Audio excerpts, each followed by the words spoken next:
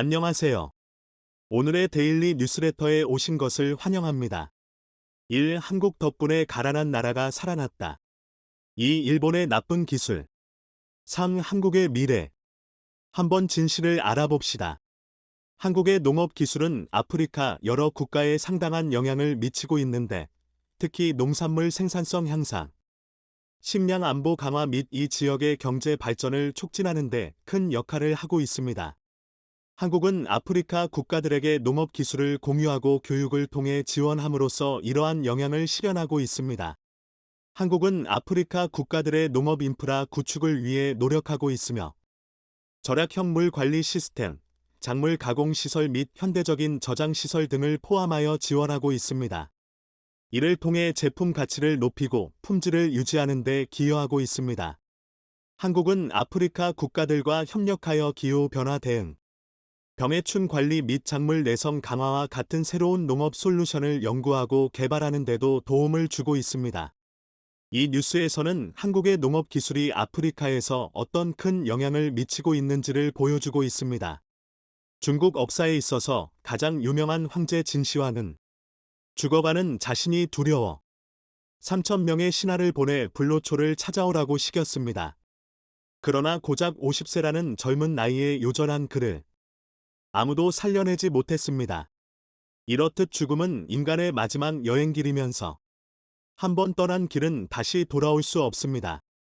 그런데 목숨을 잃은 죽은 생명체는 살려낼 수 없지만 죽음의 땅이라 불리는 아프리카는 다시 생명을 되찾았습니다. 한국이 생명을 불어넣은 죽음의 땅 아프리카에 무슨 일이 있었던 것일까요? 1990년대 후반부터 전 세계적으로 퍼지기 시작한 한류는 한국 영화, 드라마, K-팝 등 소위 연예인들에게서 보여지는 것들이 대부분입니다. 그렇지만 한류는 TV에만 존재하는 것은 아닙니다. 제조업에도 한류가 있고, 정책에도 한류가 있고, 건설에도 한류가 있으며 농업에도 한류가 있습니다. 특히 농업 분야의 한류는 우리가 꼭 곱씹어 기억해야 할 중요한 흐름입니다. 매슬로우라는 학자는 인간 욕구를 크게 하위 욕구와 상위 욕구 두 개로 구분했는데, 하위 욕구는 부족해서 생기는 욕구이며 상위 욕구는 더 성장하고 싶어서 생기는 욕구라고 정의했습니다. 그리고 이를 다시 5단계의 욕구로 세분화했죠. 그중 가장 기본이 되는 욕구는 생리적 욕구로서 의식주 등 생명을 유지하기 위해 필요한 욕구입니다. 이 욕구가 충족되면 안전하고 싶은 욕구, 사회적 존재가 되고 싶은 욕구, 존경받고 싶은 욕구, 자아를 실현하고픈 욕구로 발전하게 되는데, 하위 욕구가 만족되지 않으면 상위 욕구를 포기하는 특징을 갖습니다. 그러니까 아무리 자아 실현을 위해 신부가 되고 스님이 됐어도 먹을 것을 먼저 찾아 나선다는 것이죠. 이렇듯 인간에게 식량은 생존을 위해 반드시 필요하죠. 농경사회로 진입하면서 인간은 정착이 가능해졌고, 토양에 씨앗을 뿌려 농작물을 자급자족하기 시작했습니다. 하지만 그렇지 못한 대륙이 있습니다. 바로 아프리카죠. 흔히 아프리카는 죽음의 대륙이라고 부릅니다. 아프리카를 죽음의 대륙이라고 부르는 이유는 수많은 문제가 얽혀있기 때문인데요. 정치적, 업사적, 환경적, 민족적 요인까지 얽히고 설킨 문제는 쉽게 해결될 수 있는 것이 아닙니다. 그중 환경적인 영향, 즉 비가 적고 메마른 땅은 아프리카를 죽음의 땅이라 부르게 하죠. 환경의 절대적인 지배를 받는 것이 농업인 만큼 1년 중 비가 골고루 내리는 것이 아니라 우리에만 집중적으로 쏟아지는 것이 가장 큰 문제입니다. 국제연구단체의 조사에 따르면 전 지구적 기상이변과 함께 아프리카의 건기와 우기 격차가 더욱 더 명확해졌다고 합니다. 우기에는 폭우가 쏟아져 재산까지 쓸어가고, 건기에는 쉽게 불이 날 정도로 모든 것을 말려버립니다. 또한 우기가 늦게 시작되거나 건기가 일찍 시작되는 등 농부가 예측할 수 없는 기상이변이 빈번해지다 보니 아프리카는 점점 농업과는 멀어지는 겁니다. 그런데 이렇게 농업과 멀어진 아프리카에는 농업 한류가 물면서 죽음의 땅이 생명의 땅으로 바뀌고 있고, 이 불가능해 보이는 사업을 한국이 성공적으로 진행하고 있습니다. 농촌진흥청이 진행하는 해외 농업기술 지원 사업이죠. 이 사업은 아프리카 등의 개발도상국의 식량위기 해소에 도움이 될 뿐 아니라 한국의 국가 브랜드를 높이는 데 일조하고 있는데요. 사하라 사막 한가운데 위치한 알제리는 사하라 사막 덕분에 살아갑니다. 중요한 관광자원이기 때문이죠. 사하라 사막은 아프리카 10개국에 조금씩 걸쳐 있지만 알제리에 속한 면적이 가장 넓습니다. 알제리 영토의 5분의 4가 사막이니까요. 그러나 사막에서 농작물을 기르는 것은 불가능해. 알제리는 사하라 사막으로 벌어들인 모든 돈을 식량을 구매하는데 모두 써버려 항상 가난할 수밖에 없는 구조죠. 대한민국의 24배가 넘는 아프리카 1등 국토 면적을 보유했으나 경작 가능한 농지는 전 국토의 3%에 불과하며 전체 인구 3,400만 명 가운데 14%가 농업에 종사하고 있습니다. 그러나 사막이라는 제한된 농업 환경에서는 높은 생산성을 기대할 수 없기 때문에 광대한 면적에 재배되는 작물의 생산량은 너무 적습니다. 특히 전체 인구의 70%가 주식으로 의존하는 감자의 경우 농민들이 파종하는 시감자는 대부분 유럽에서 수입하는 실정이었습니다. 즉, 유럽에서 시감자를 수입하지 못하면 국민의 생명과 직결되는 위기가 닥치는 것이죠. 그래서 알제리의 시감자 가격은 생산비의 70%를 차지하며 시감자의 안정적인 수급이 식량 안보와 직결되는 상황입니다. 그런데 최근 알제리에서는 한국 덕분에 시감자가 자라나고 있습니다. 지난 2007년 한국의 농촌진흥청은 18억 규모의 시감자 재배를 위한 시설 및 실험기 자재를 알제리에 제공했고 감자 전문가 11명을 현지에 파견해 평균 없는 시감자 생산과 육종 기술을 전수해 주었습니다. 한국 역시 1970년대까지만 해도 시감자 생산 기술과 기술력이 취약해 외국으로부터 시감자를 수입해 왔습니다. 그러다 미국, 일본 등 선진국으로부터 시감자 생산 기술을 지원받아 자체적으로 시감자를 생산할 수 있게 됐죠. 그 후 한국은 피를 깎는 노력 끝에 한국만의 고유 기술인 무병묘를 이용한 시감자 수경 재배 기술을 세계 최초로 개발해 실용화했죠. 현재는 독일, 일본 등 농업 선진국들이 모조리 이 기술을 도입해 사용하고 있는데요. 보통 시감자를 생산할 때 선진국은 조직 배양묘를 이용해 상토나 흙에 재배하는 방법을 사용해 왔습니다. 한국 역시 과거 이 기술을 지원받아 사용해 왔는데 다양한 실험과 시행착오를 거쳐 물속에서 감자를 재배하는 독자적인 수경 재배 기술을 발명했습니다. 이 기술이 전 세계에서 최초로 시감자 생산을 실용화한 기술입니다.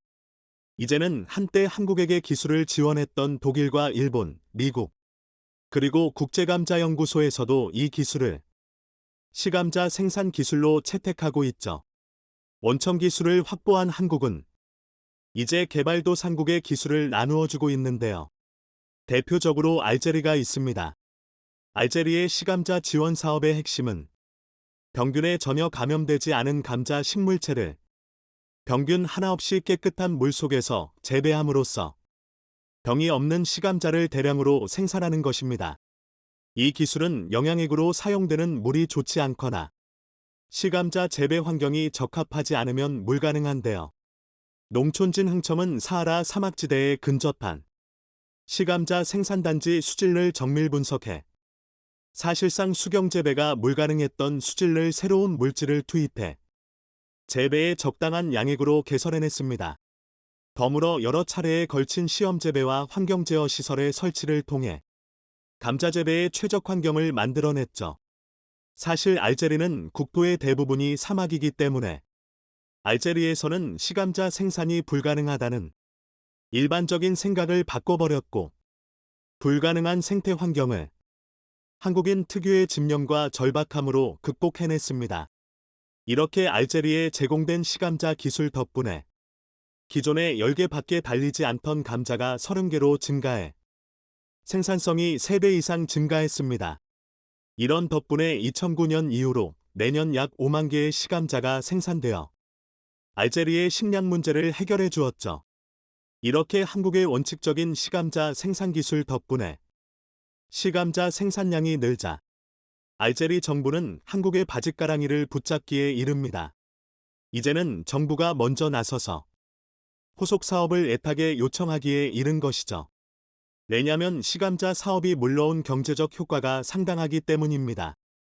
농촌진흥청의 조사 결과에 따르면 밀에 이은 알제리 제2의 식량으로서의 지위를 갖는 시감자 31만 톤이 해결되면 경제적 효과가 무려 1조 9천억 원에 이르기 때문이죠.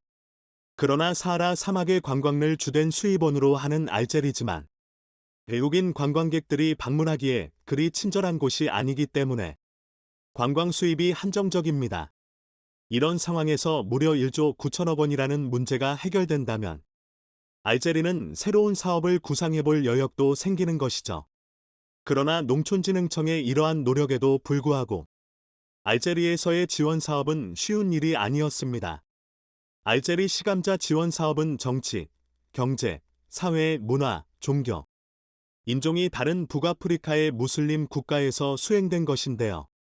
엄청난 예산과 기술력을 투입해 거의 무료로 지원하고 있음에도 사업 추진을 위한 행정 지원이 매우 더디고 어려웠습니다.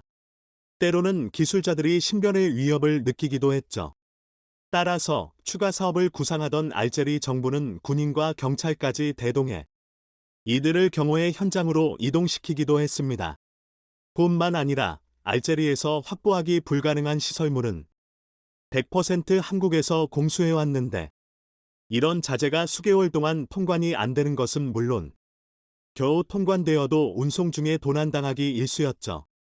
이런 어려움에도 불구하고 시감자 사업이 성공할 수 있었던 것은 한국인이 가진 열정과 사명감 때문이었습니다. 처음 한국이 알제리에 시감자를 지원하는 사업을 이야기했을 때 알제리는 반신반의하며 믿지 못했습니다. 왜냐하면 그동안 수많은 선진국들이 원조라는 명목으로 알제리가 가진 지하자원에 더 큰 욕심을 부려왔으니까요. 하지만 한국인들은 황량한 사하라 사막의 모래폭풍과 싸우며 어려운 여건을 극복해냈고 최첨단 온실 시스템까지 선보였을 때 비로소 믿음의 눈길을 보내왔죠. 무엇보다 한국에서 파견된 전문가들이 밤늦게까지 연구에 매진해 마침내 시감자 생산에 성공하자 완전한 신뢰를 보이기 시작했습니다. 자칫 잘못했다가는 이대로 굶어 죽을지도 모르는 위협을 느낀 것입니다.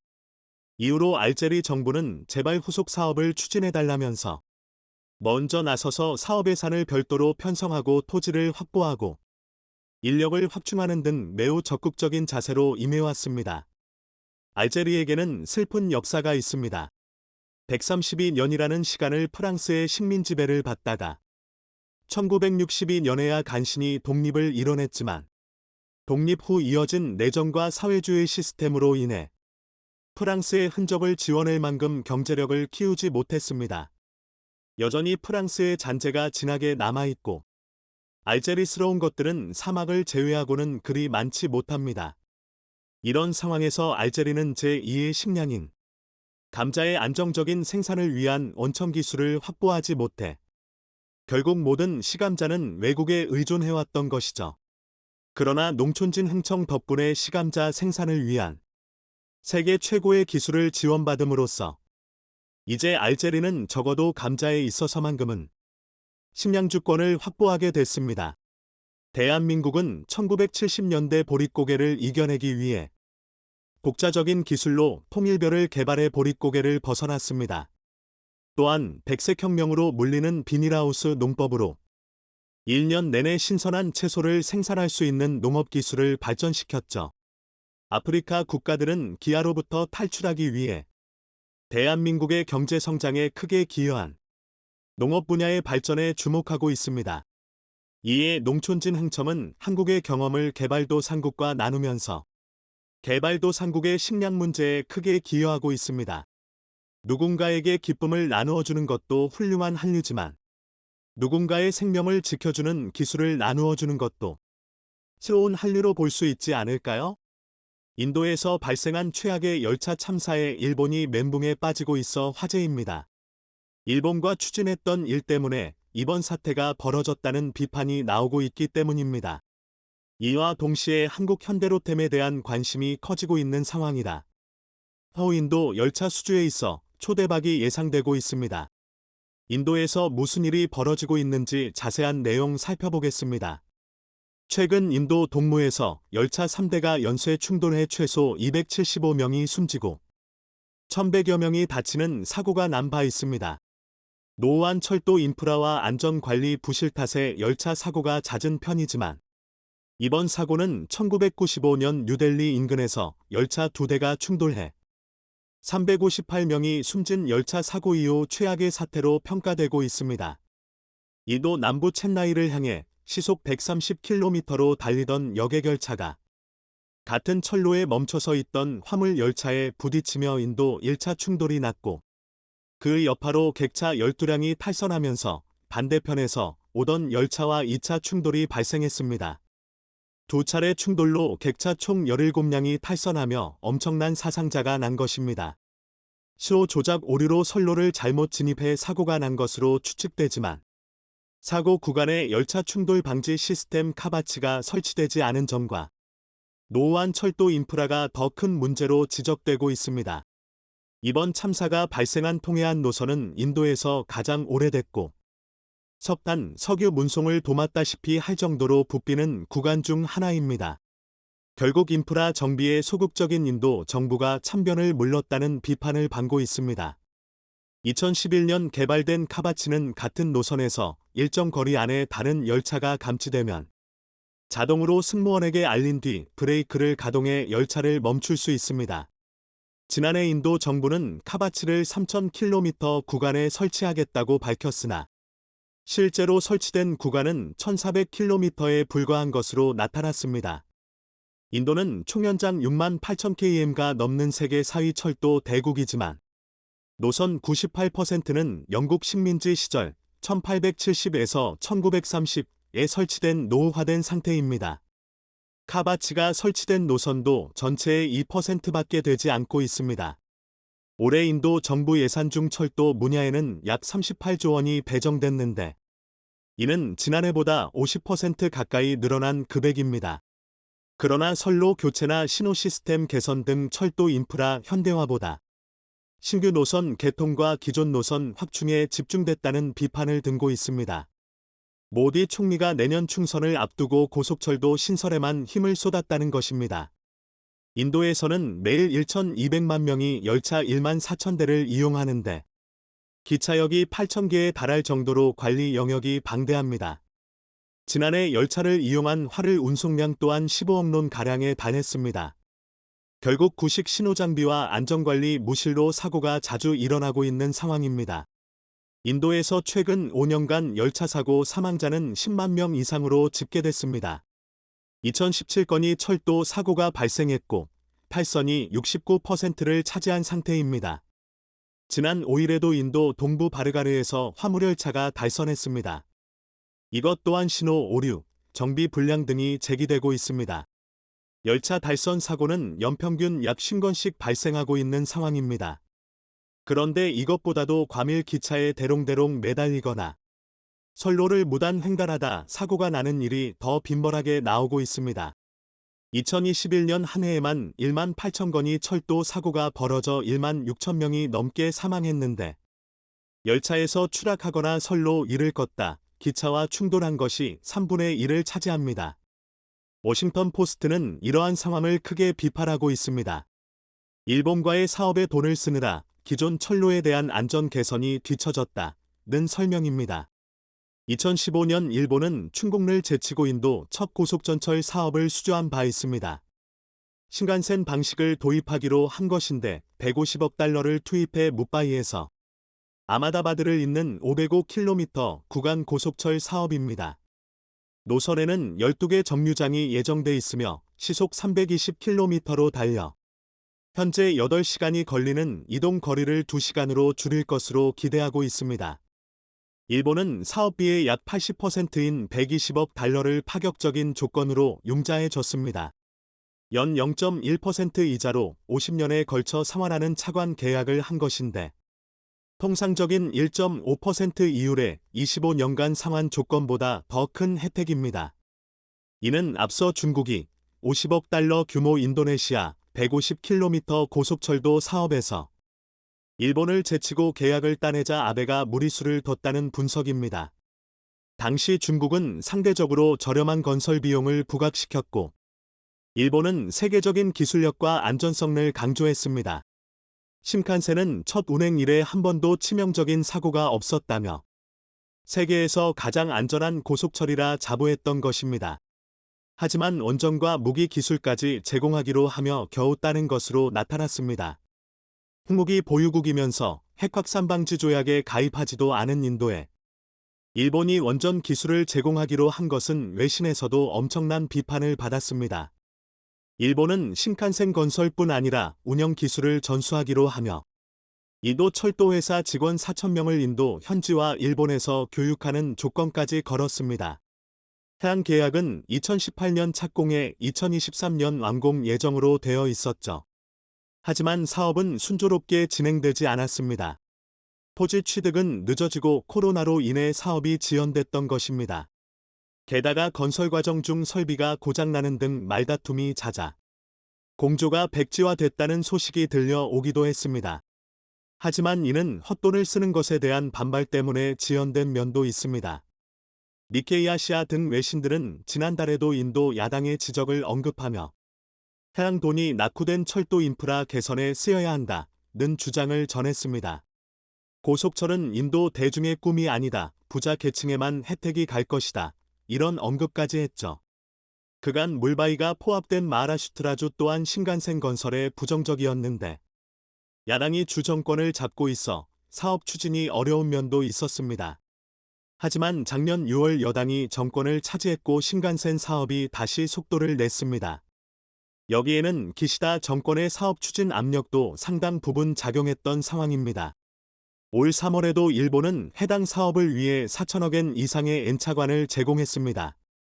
결국 사업 준공은 예상보다 3년 이상 늦어져 2026년 말로 잡혀있는 상태입니다.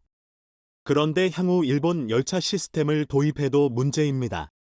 최근 인도 열차 사건을 본 일본인들은 충격적인 사실을 말렸습니다. 얼마 전 JR 동일본 도카이도선에서도 열차 신호가 잘못되어 1,100명을 태운 여객전철이 화물노선으로 침입했는데 만약 이때 다른 열차가 있었다면 큰 사고가 났을 것이다. 이렇게 일본 열차 시스템이 수시로 오류를 일으키는 점을 언급하고 있습니다. 인도가 신칸센 기술을 본떠 중고속 열차를 만든 것에서도 문제점이 드러났습니다. 모디 총리는 일본 고속철도 운용에 앞서 신칸센 기술을 활용해 중간 단계 열차인 반대 바라트 도입에 중점을 둔 바 있습니다. 이는 중고속 전기열차로 시속 180km로 달릴 수 있습니다. 2019년 모디 총리가 참석한 가운데 개통식이 진행됐는데 그동안 제조업 육성 정책 메이크 인 인디아 덕분에 인도에서 가장 빠른 이 열차를 만들었다고 대대적으로 홍보하기도 했습니다. 하지만 개통식 하루 만에 소화 충돌해 고장이 나는 어처구니 없는 일이 벌어졌습니다. 열차 내량의 전력 공급에 문제가 생겼고 브레이크 시스템도 손상을 입었습니다. 인도에서는 소가 마법대로 활보하며 길을 막는 일이 종종 발생합니다. 그런데 신칸센의 안전 시스템을 배웠다는 인도의 첫 자국산 열차가 쉽게 소와 충돌하고 또 바로 엄청난 고장으로 이어지는 것은 신칸센 도입 시 엄청난 문제를 예고한다는 지적입니다. 이런 상황에 인도에서 두각을 보이는 것은 바로 한국산 전통차입니다. 현대로템은 2001년 델리 전통차 280량을 시작으로 총 1390량을 수주한 바 있습니다. 2011년 당시 정몽구 회장은 현대로템 주요 임원들을 불러 이 같은 당부를 했습니다. 전동차나 고속철의 품질도 자동차만큼 올려 해외 시장 개척에 힘써야 한다. 이와 함께 연구개발 및 품질 담당 인력을 대거 확충할 것을 지시했습니다. 그 후 현대로템은 엄청난 수주 행진을 하고 있습니다. 2013년 인도 델리 지하철공사로부터 1조 원 규모 전동차 사업을 따낸 것입니다. 이는 2017년까지 델리 메트로 신규 7, 8호선에 투입돼 전동차 638량을 납품하는 프로젝트였습니다. 이도 단일 전동차 발주건 중 공급량 기준 역대 최대 규모였습니다. 이때 캐나다 롬바르디에, 프랑스 알스톰, 독일 지멘스, 일본 가와사키 중공업 등과 경쟁을 했는데 전동차 기술력을 평가하는 핵심 잣대 중 하나인 전력 소비율 등에서 최고점을 받아 최종 사업자로 선정됐던 상황입니다. 까다로운 소음 및 에너지 소모를 기준을 만족시키기 위해 저소음 고효율 전장품을 사용했고 승객 안전을 위한 차체 총결안전 설계를 채택하기도 했습니다. 현지의 더운 기후를 고려해 에어컨 성능도 향상시켰죠. 그렇게 2015년 초도 편성 6량을 현지에 공급해 시운전을 했을 때 그들은 상당한 만족을 표했습니다.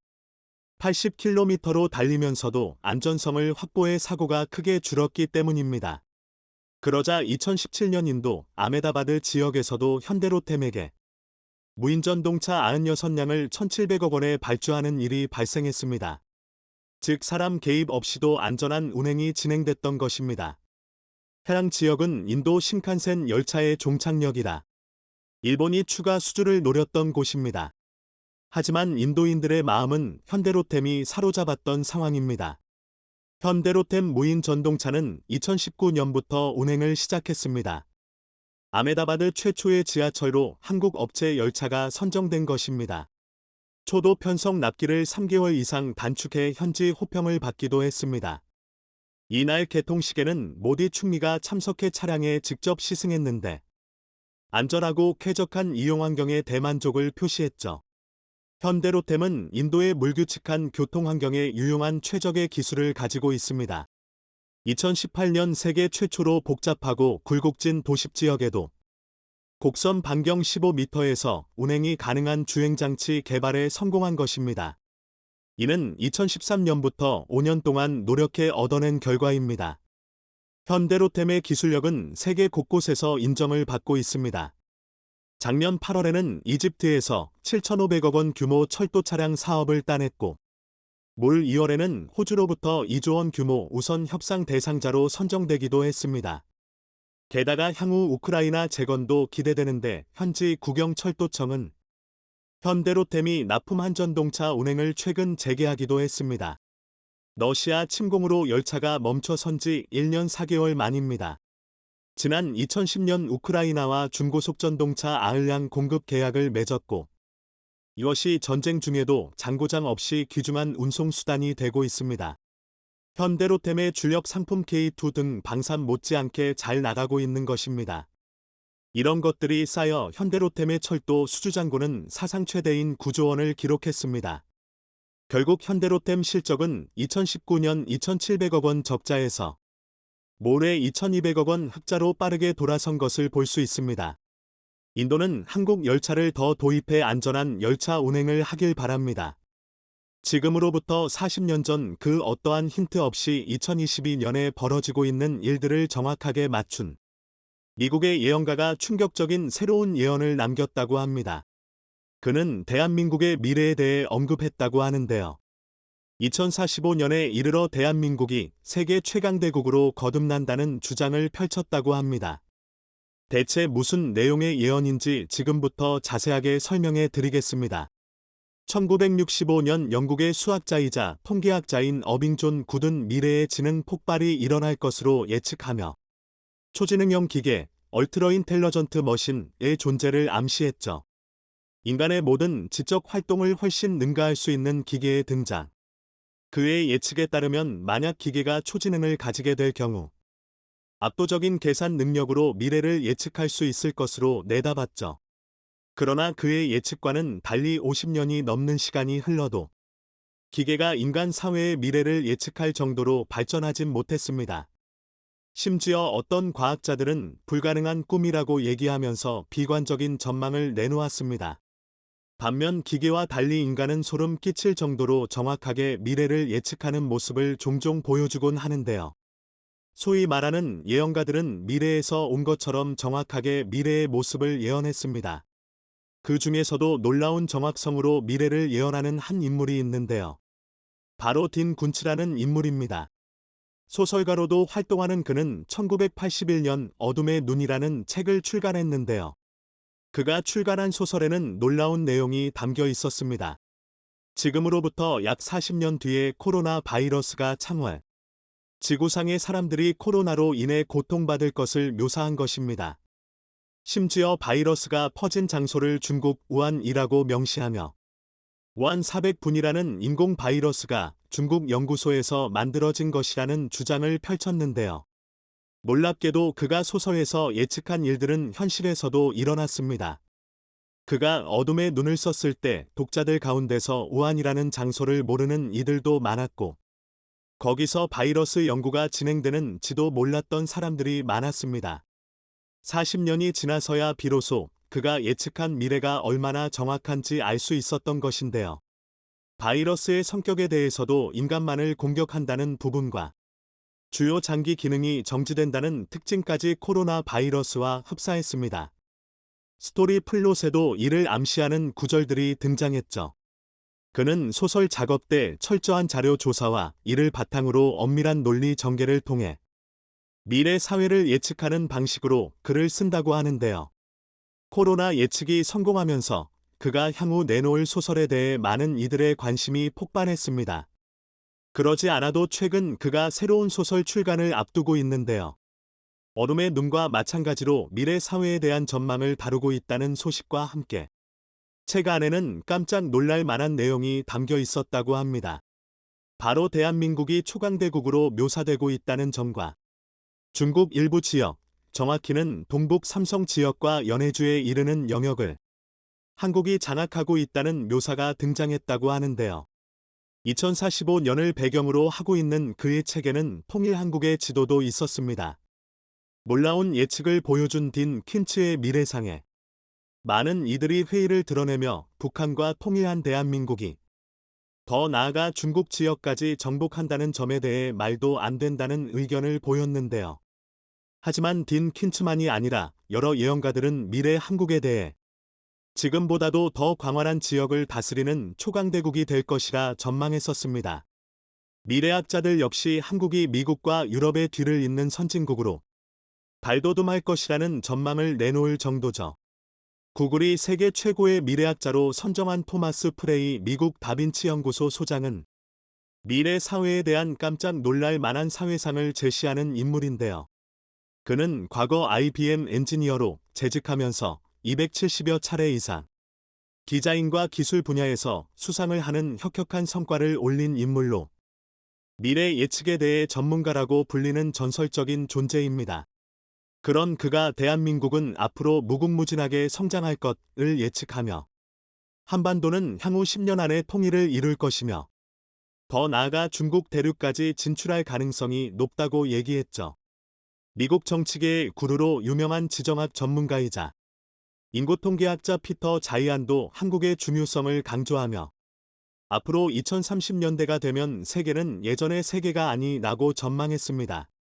그는 저서에서 한국인에 대한 언급을 남겼는데요. 한국인들은 난관을 극복할 근성이 있다고 평가한 그는 한국의 존재 자체가 경제, 이론과 지정학을 모두 거스른다고 바라봤는데요.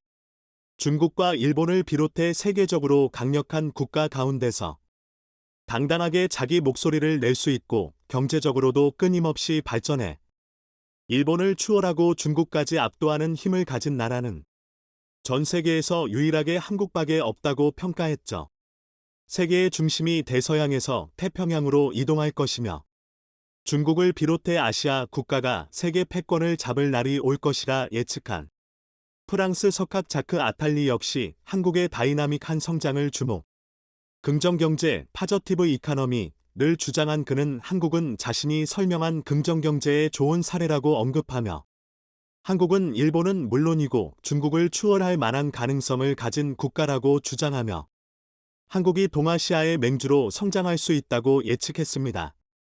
미 블룸버그를 비롯 해외 외신이 귀를 기울이는 미래 전문가 제이슨 생커 회장 역시 한국을 주목했었는데요. 현재 탈중국 흐름을 예측한 그는 중국 대신 한국이 그 자리를 채울 것이며 미래 사회의 키를 한국이 잡을 것이라고 바라보며 한국을 주목해야 한다고 바라봤습니다. 한국의 고승이자 여러 예언의 정확성으로 화제를 불러 모았던 탄어 스님 역시 늘 한반도가 세계의 중심이 된다고 말하며 국제적인 권능의 지도자의 출현을 암시했는데요.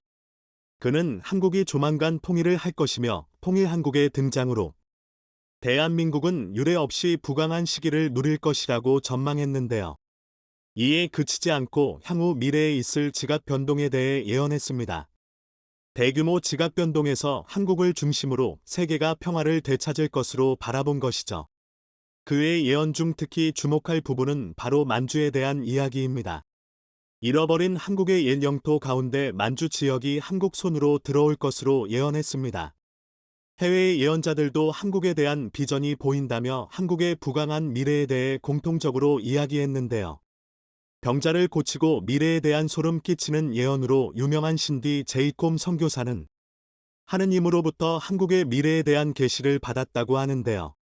그 전까지 한국에 대해 잘 알지 못했던 그녀는 하느님의 계시를 듣고 한국의 진면모를 알게 되었다고 하는데요. 그녀는 하느님께서 한국인을 하느님이 특별히 쓸 것이며 한국의 영광스러운 나날이 이어질 것을 언급했습니다. 그녀는 한반도의 미래에 대해 강력한 바람을 보았다고 얘기하며 한반도 넘어 중국까지 기운이 이어진 것을 확인했다고 하는데요. 북한이 무너진 이후 한국이 북한과 하나로 합쳐질 것이며 통일 한국은 중국까지 진출해 그 강역을 넓힐 것으로 예언했습니다. 열강 중 가장 특별한 국가로 한국을 선택했다고 하죠. 조선시대 정감록에서도 한국의 미래를 예언하며 한국이 지금보다도 더 큰 나라가 될 것을 암시했죠. 미래학자들을 비롯해 예언가들 모두 한국이 지금보다도 더 큰 나라가 될 것을 공통적으로 이야기하고 있습니다. 이니 대한민국은 경제 수준만 따져보면 세계 10위권에 들었으며 군사력은 세계 6위에 해당하는 놀라운 업적을 이루었습니다. 전통적으로 선진국이라 평가받던 이탈리아보다 더 강력한 국가라는 평가를 받으며 기록을 갈아치우고 있죠. 반면 미국을 제치고 세계 최강대국이 될 것으로 전망했던 중국은 코로나로 인해 주요 도시가 봉쇄되면서 여전히 바이러스의 영향 아래에서 벗어나지 못하고 있습니다. 고공성장을 거듭했던 과거와 달리 성장세도 뚜렷하게 둔화되었죠. 게다가 반도체를 비롯해 첨단 기술의 기술력도 부족한 것이 드러나 중국 각지에서는 중앙정부의 성장세에 불만을 품은 이들이 나타났습니다. 세계 그 어느 나라보다도 강한 통제를 하는 중국의 정책에도 불만을 품은 이들이 늘어나면서 중국은 무너지고 있습니다. 동북 삼성을 비롯해 만주 지역에서는 서서히 한계를 드러내는 중국 대신 성장하는 한국에게 붙자는 의견이 나올 정도로 중국은 실책을 거듭하고 있죠. 예언가들이 얘기한 한국의 미래가 몇 년 안에 현실로 나타날 수 있습니다. 하와이대 명예교수이자 세계적인 미래학자 짐 데이터는 코로나 이후 한국의 성장 속도에 감탄하며 대위기 이후 한국과 미국의 4가지 미래라는 보고서를 냈는데요. 한국의 현실에 대해 누구보다도 냉정하게 바라보는 그는 그 어느 때보다 전 세계적으로 주목을 받고 있는 지금 한국의 기세는 다른 어떤 나라들보다 강하다고 평가하며 다양한 국가들이 한국을 롤모델로 삼고 있다는 이야기를 했죠. 그조차도 한국의 통일에 대해 언급하면서 미래의 한국이 중국 일부까지 차지할 수 있다는 관측을 내놓았습니다. 향후 한국의 미래는 상상 그 이상이라고 볼 수 있죠. 유엔에서 최초로 개발도상국 지위에서 선진국으로 거듭난 대한민국. 예언가들의 예측처럼 한국이 북한을 통일하고 동북 삼성과 연해주까지 손에 넣어 최강대국으로 군림할 수 있기를 기원해 보겠습니다. 시청해 주셔서 감사합니다.